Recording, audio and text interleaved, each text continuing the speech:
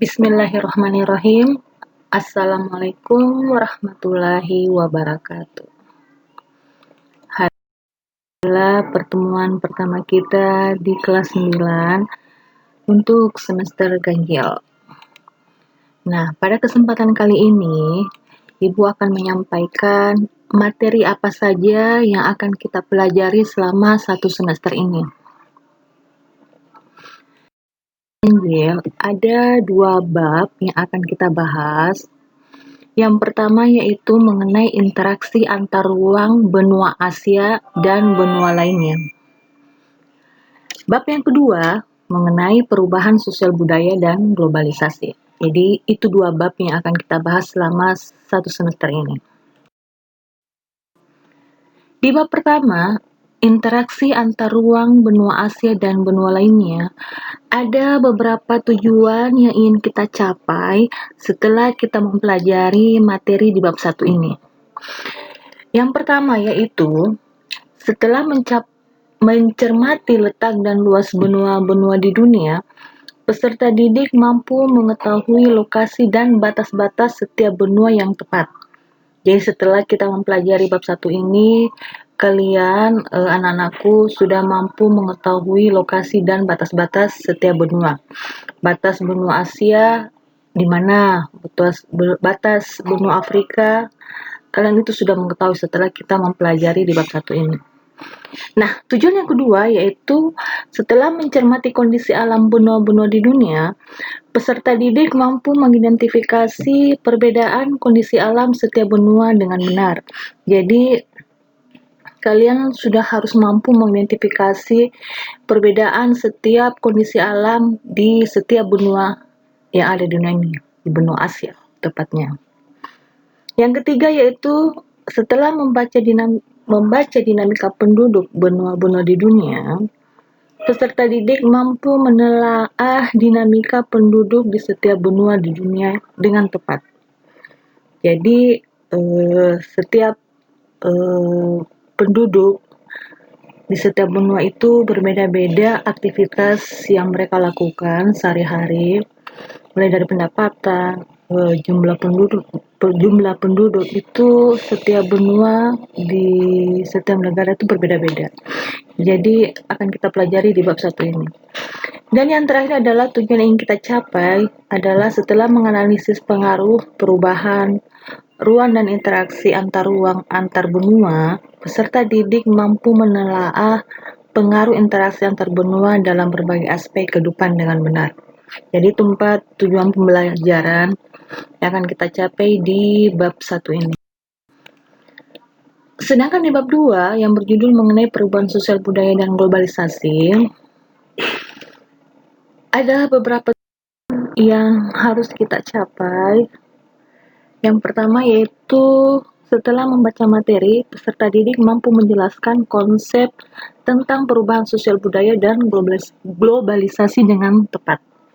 Yang kedua, setelah melakukan eksplorasi, peserta didik mampu mengidentifikasi perubahan sosial budaya dan globalisasi secara tepat. Yang ketiga, setelah melakukan diskusi, peserta didik mampu menerapkan upaya kritis dalam menghadapi perubahan sosial budaya pada era globalisasi secara benar. Dan yang terakhir yaitu setelah melakukan analisis, peserta didik mampu memaparkan hasil analisis tentang perubahan sosial budaya dalam masyarakat pada era globalisasi secara benar. Nah, sekarang kita lihat di bab 1 ini ada beberapa submateri yang akan kita bahas.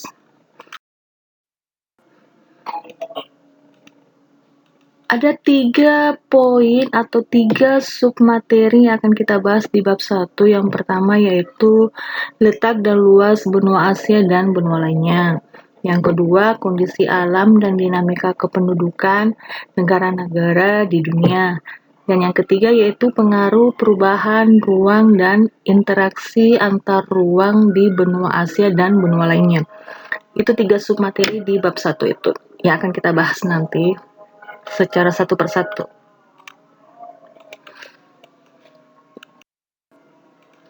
Nah, Itu tadi poin-poin yang akan kita bahas di bab 1.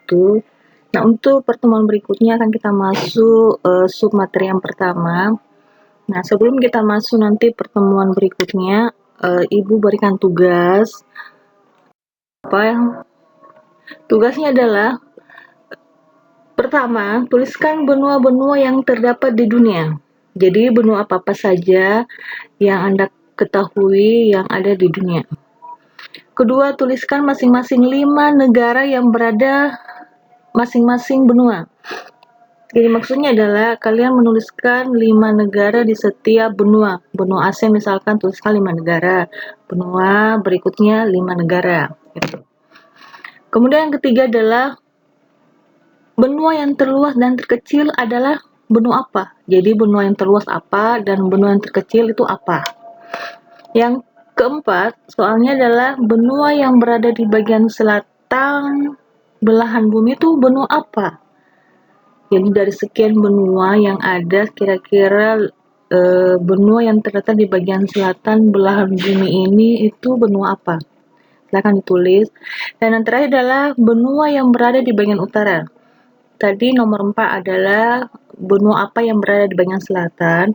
Sedangkan soal yang nomor kelima itu adalah benua yang terletak di bagian utara belahan bumi itu benua apa. Silakan dikerjakan. Nah, untuk pertemuan kedua atau pertemuan berikutnya, yang akan kita bahas itu adalah mengenai letak dan luas benua Asia. Jadi kita akan bahas satu-satu setiap benua yang ada. Nah, untuk pertemuan berikutnya kita akan bahas mengenai letak dan luas benua Asia.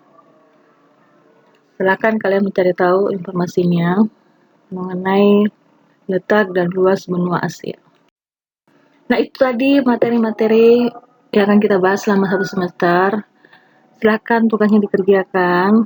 Semoga materi hari ini bermanfaat bagi kita semua. Semoga barokah. Akhir kata Ibu ucapkan alhamdulillahirabbil alamin. Wassalamualaikum warahmatullahi wabarakatuh.